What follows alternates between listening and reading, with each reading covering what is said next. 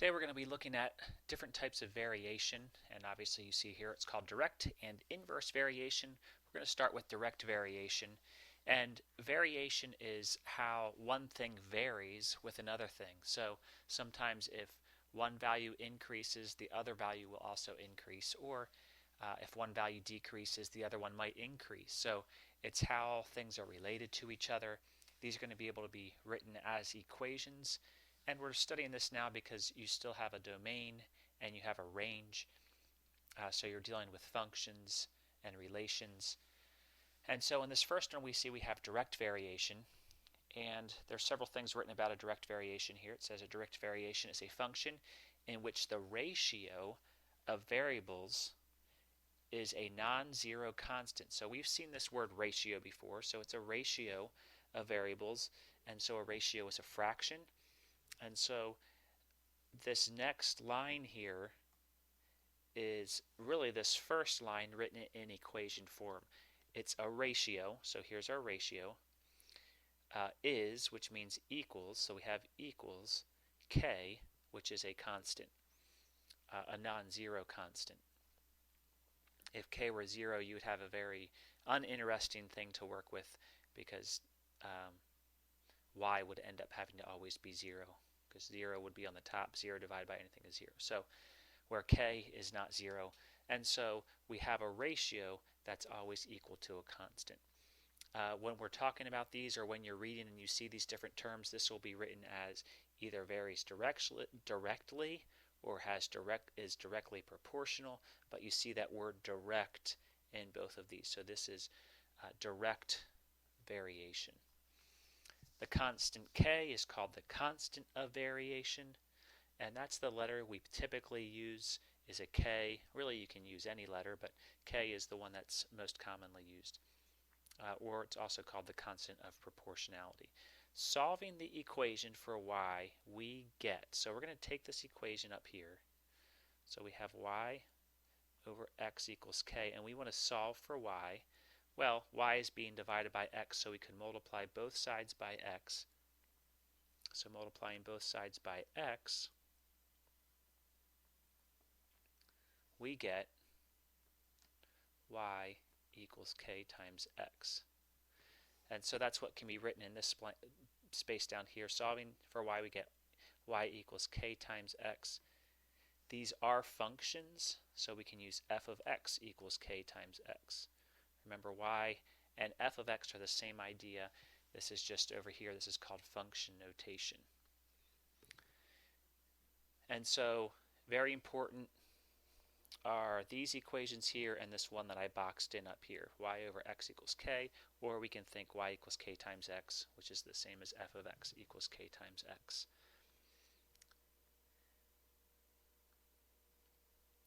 So does the table represent direct variation? If so, find the constant of variation and write the function rule. So we want to see, do we have, so we're going to look at y over x because we learned from the last slide that y over x is always going to be a constant. So we want to say, see, is this always a constant? So we want to try these different things. We want to do y over x. So 7 over 1 is 7. 14 over 2, the next one, y over x is 7. Y over x, the next one, 21 over 3 is 7. And the last one, 28 over 4 is also 7. So does it represent a direct variation? Well, the ratio is always the same thing. It's always 7. It's a constant, so yes. So the answer is yes, first of all. That's the answer to the first question. If so, find the constant of variation. So our constant of variation is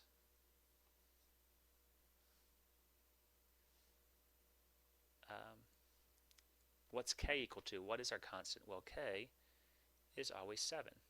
K equals 7. And write the function rule. So this is, we use the ratio form first. So we could think y over x is always equal to our constant 7, but we want the function rule, which was our y form. And so I'm just going to jump back to the slide. You can look above on your paper. We want something that looks like this. So this is really our y equals k, which in this case, the one that we're talking about is 7 times x. So as we come up here, we want f of x is our constant 7 times x. So those answer the three different questions there. Is it a direct variation? Yes. If so, find the constant. The constant is 7, and write the function rule f of x equals 7 times x. And this is how we'll normally write it. We'll write it as a function. And so the nice thing about this is a direct variation will always be y equals the constant times x. And so we can check these real quickly. If I put 1 in for x, 7 times 1 is 7. If I put 2 in for x, 7 times 2 is 14, and the same thing happens when you put 3 and 4 in. It will work. Next example, find the constant of variation if y varies directly as x. So we know y varies directly as x, and y equals 6 when x equals 3. Write the function rule for the variation. Well, on the first part, we can use the idea that y over x equals a constant. That means directly proportional. On the second part, we're actually going to look at, I'm going to write y to start with, y equals k times x. So both of these forms are helpful. Y over x, well, it says find the constant of variation y equals 6 when x equals 3. So we're just going to put y is 6 when x is 3. And we see that our constant is 6 divided by 3, which is 2. Now what we can do, it says write the function rule, which is y equals k times x, or y equals, we found k was 2, times x. Function rule, we usually put it in function form, so f of x equals 2 times x. This is really just saying every time we take an x value, we're going to multiply it by 2 to get our corresponding y value. And so there's the first answer to that and the second answer.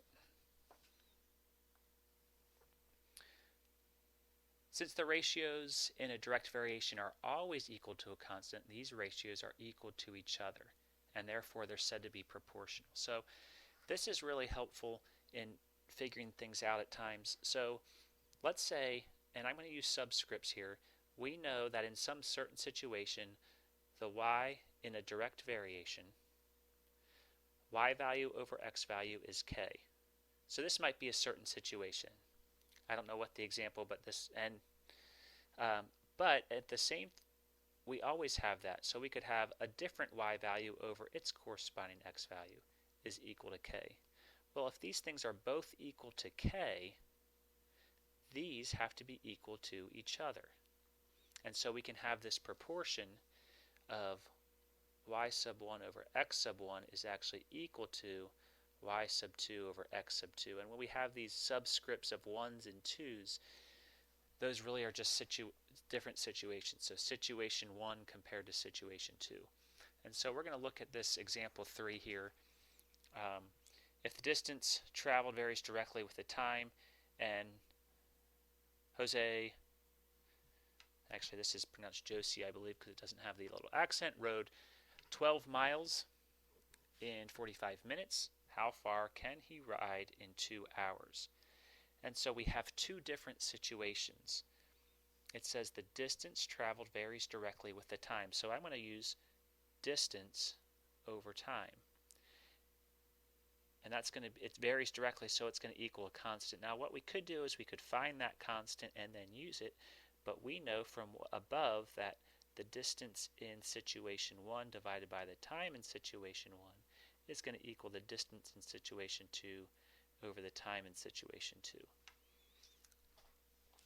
So we're just going to plug in here. There is one other small thing that we have to look at here. Hopefully you're thinking through this. We have a 45 minutes and a 2 hours, and what we need to do is we need to figure out we're going to use either minutes or hours. Now usually when we deal with distance and time, we deal with miles per hour. So we're going to change 45 minutes to an hour. Some of you may know, some of you hopefully know that this is 3/4 of an hour. But to think through this, this is 45 minutes,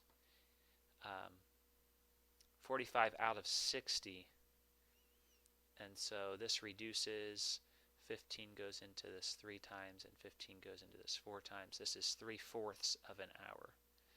And so if you ever need to go from minutes to hours, you can do the minutes divided by 60 and simplify that. So this is really 3/4 of an hour. You could use 0.75 if you wanted to, if you divided that. And so that is our time for situation 1. So what we're going to do here is we're going to go ahead and come down here. We'll read the statement later, but we have distance 1, which is 12, over, it doesn't matter which we use, let's use 0.75, equals distance 2, which we don't know, over time 2, which is 2 hours.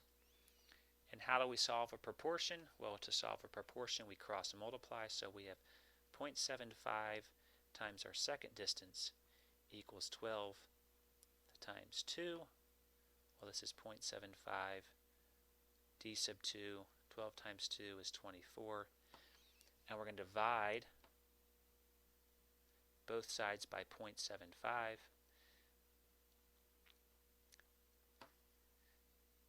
And if you divide both sides by 0.75, you get 32, I believe. So 32, and this would be miles.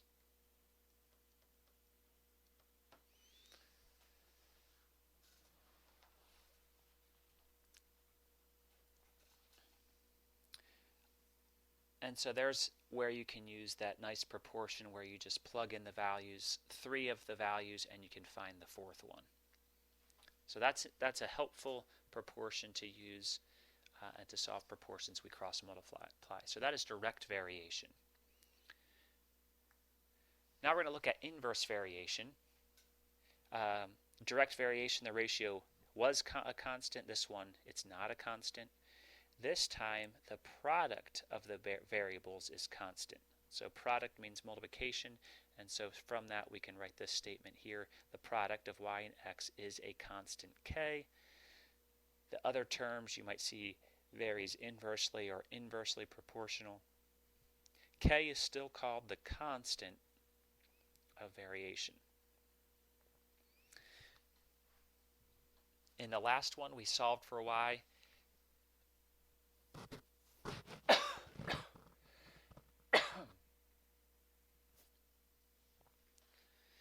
We're going to do the same thing here, so we're going to take our x times y equals k, and we're going to solve that for y. So in order to solve for y, this is x times y, so we're going to divide both sides by x, which would give us y equals k over x. So this time we're taking a constant and dividing it by x. So we could say y equals k over x. This also can be written in function form. So you might see f of x or g of x or something like that equals k over x. If k is greater than 0, and now this is why it's inverse. If you increase the x, the y value will decrease. And so that's inversely. One goes up, the other one goes down. So let's take a look at this example. Does the table represent a direct variation, inverse variation, or neither? If it is a variation, find the constant and write the function rule. So we want to determine if it's direct, inverse, and if it's neither of those, then you write neither. So direct variation, we would want to see, so direct, we're checking, is it a direct variation, which would be y over x is some constant. So let's pick a couple y over x's and see if they equal the same thing. So 72 over 2. 72 over 2 is 36. So that might be our constant. Let's check another one. 36 over 4 is 9. Do these two ratios equal the same thing? Well, no, this one equals 36 and this is 9, so it is not a direct variation. Now let's try an inverse variation. Inverse means x times y will equal some constant. So we want to go through and see if you multiply these together, will they be constant? So x times y, 2 times 72 is 144. Let's look at the next one. 4 times 36. 4 times 36, multiply that out, you get 144. So those work so far, and if we keep going through, 8 times 18 is 144. 12 times 12 is 144. 16 times 9. These all multiply to be 144, so it is an inverse variation. So we answered that. It's inverse. If it is a variation, find the constant. So what's the constant of variation? We found it's an inverse variation. What's this constant? Well, these all multiply to equal 144, so we know k is 144.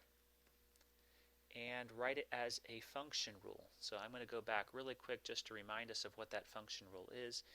Here we have our function rule is f of x, which is the same idea as y, is k over x. So in the one we're working with here, we're going to want to write f of x, or g of x. Here we'll write g of x just to remind us we can use different letters, is k over x. Well, our k is 144 over our x value. And so there's our answer. It's an inverse variation. The constant is 144. Here's the function rule. You can check the function rule by plugging in values. If I put 2 in for x, 144 divided by 2 is 72, which is our y value. And again, this is the same idea as our g of x. And we can put these x values in, and you will get those corresponding y values. We can do the same idea as we did before. For direct variation, we had a fraction, so dv, direct variation, we had y sub 1 over over x sub 1 equals y sub 2 over x sub 2. We had the two different situations. Well, same idea here. These are both equal to a constant of variation, so they're equal to each other. And so if you have inverse variation, you can multiply the 2 from the first situation is equal to the 2 from the second situation multiplied. So the number of census workers varies inversely with the number of days it takes to complete the census. So the more census workers there are, the less time it will take. If it takes 24 workers 15 days to complete the census, how many workers are needed to complete the census in 10 days? Well, we have workers along with the number of days. So I'm going to use workers, W for the number of workers, and D for the number of days. And so this is inversely proportional, so W sub 1, D sub 1 equals the number of workers times the number of days in the second situation. So in the first situation, we have 24 workers, and it takes them 15 days. In the second situation, we want to know the number of workers it will take to complete it in 10 days. And so 24 times 15, multiply that out, and you get 360. And so we have 360 equals 10 times the number of workers, divide both sides by 10, and you get, if they wanted to complete it in 10 days, they would need 36 workers. 360 divided by 10 is 36. So they would need 36 workers in order to complete it in 10 days. And so it's nice to be able to just use that equation to solve that.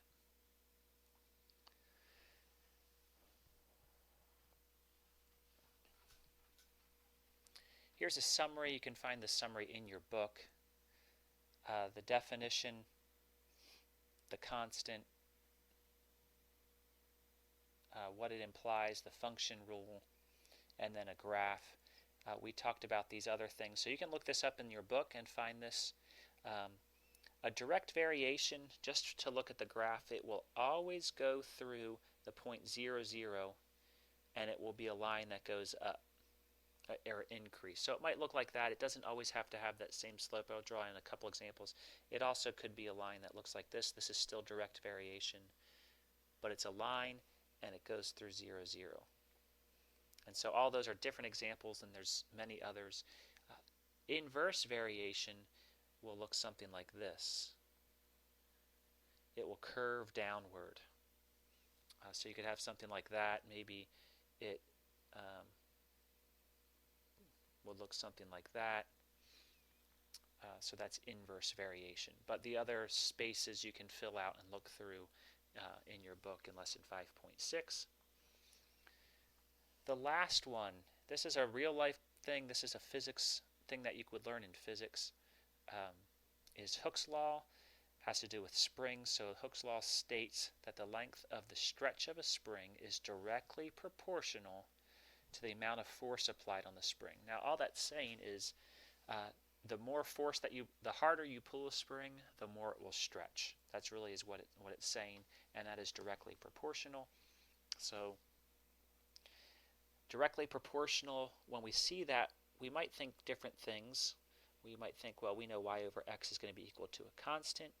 We know that y equals k times x, and we also know y sub 1 over x sub 1 equals y sub 2 over x sub 2. We might use one or all of these different things, and we don't always have to write them down. We just have to understand which one is going to be easiest for us to use. It says if the spring stretches 8 inches when a 20-pound weight is on it, how far will it stretch when a 50-pound weight is put on it? Well, it says nothing about finding the constant of variation. If it did, you would want to use one of these first two because k is in there. It does not ask us to find the constant of variation. So this one here is going to be the easiest one to use because we have two situations. We have 8 inches with 20 pounds on it, and then we have how far will it stretch with 50 pounds on it. And so we have those two different situations, and so we'll take our first one and we can think, okay, y sub 1, the length of stretch is directly proportional to the amount of force applied, so we can say let's do length, maybe L sub 1 over F sub 1 for force equals length sub 2 over the force of the second one. And then we can plug in it's 8 inches when there is 20 pounds hung from it, and we want to know how far will it stretch. That's a length when you hang 50 pounds from it. And so you can cross multiply. We get 20 times L sub 2. 8 times 50 is 400.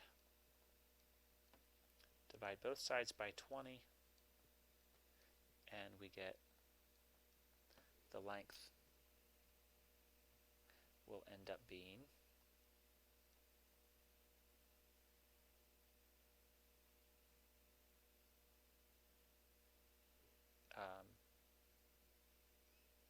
20. And this was in inches. So the length will be 20 inches if 50 pounds is hung from that same spring. And that's direct and inverse variation.